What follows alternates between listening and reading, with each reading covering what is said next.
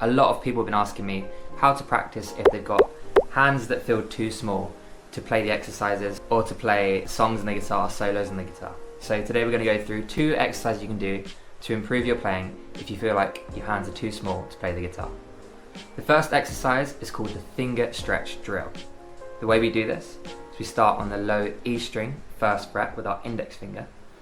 We pluck, then we skip a fret, play the 3rd fret with our middle finger, 4th with our ring, 5th with our pinky. So what we're doing is we're stretching and skipping out these fret in between our index and middle finger.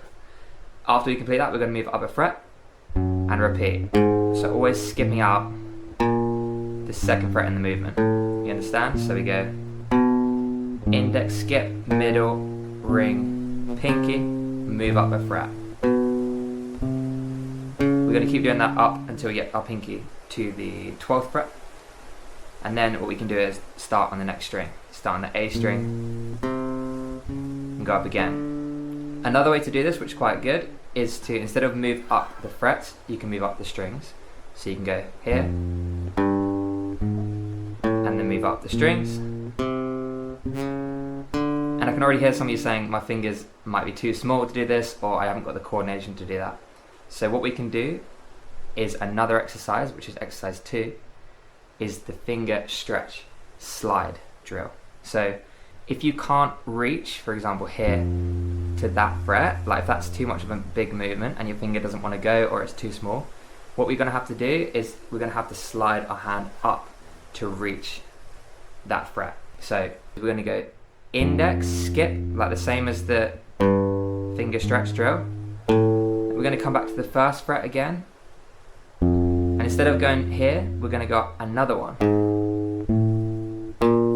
1st fret, 5th, 1st fret, 6th, 1st fret, 7th. You understand?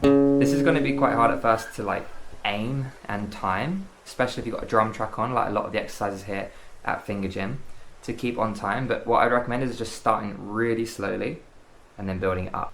I'd recommend doing both because I really think if you practice you can stretch. You can stretch quite far your fingers once you get the hang of it. Don't force it or strain, don't push through any pain, but just try and get it slow. Use a little bit of movement to get you there. On the finger stretch drill and on the finger slide, definitely move with your hand so you can get used to sliding up and down the frets.